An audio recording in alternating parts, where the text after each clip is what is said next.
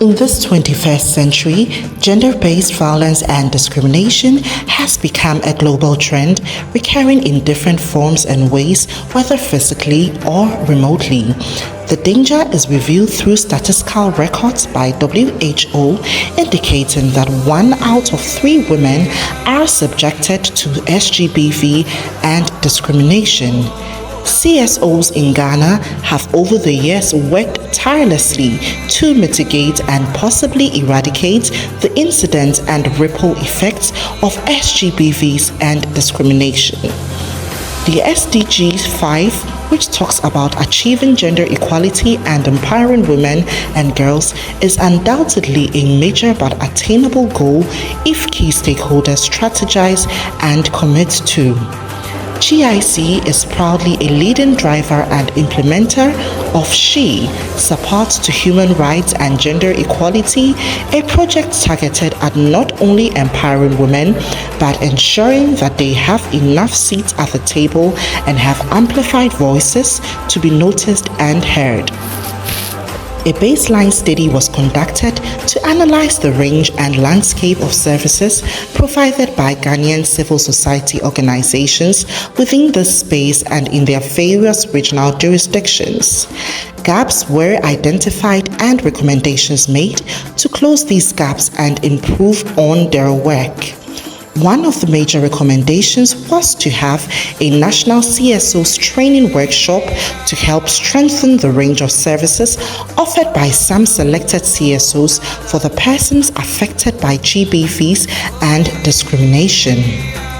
Out of several CSOs contacted, the GIZ arrived at a total of 55 CSOs from all over the country and invited them for a workshop in 2 groups from the period of 23rd September to October 4th, 2024 at the Hepsifa Christian Center in Eburi. Participants were actively engaged in a series of intense theoretical and practical training modules by Mathilde Gotzenberger, a feminist and applied researcher with about 20 years of experience in the field of gender studies. Hear what the CSO representatives had to say about their experiences and learnings from the workshop.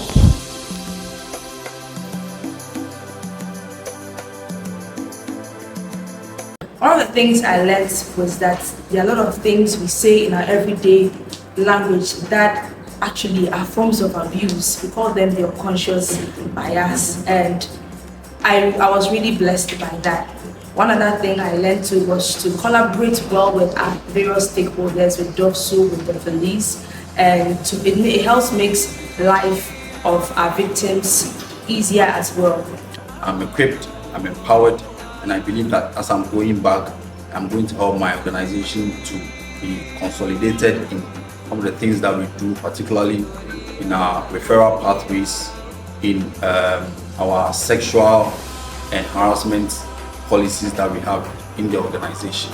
One thing that has stood out for me in this training is the fact that in addressing sexual and gender-based violence, we sometimes start addressing it from the contributing factors instead of the root causes.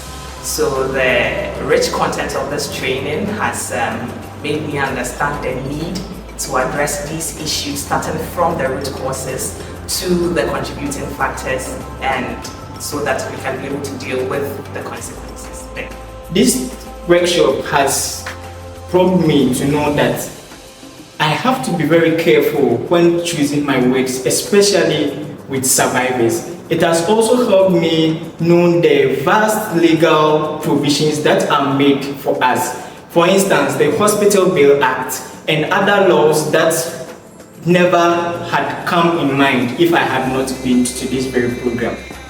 For us as an organization, we only had one format that we were reporting on, but we're fortunate to be part of the baseline where I was made aware that there were a lot of documents that we needed to have, we didn't have. So coming into this capacity building, I had the expectation of learning those formats and learning how to use them. and my expectations have been met. So now I've come to learn new ways of communicating with survivors. There are certain things that we used to do before as an organization and personally as an individual that now I've come to learn I need not repeat them. I need to be survivor-centered in our approaches to ensure that the welfare of the survivors are put first.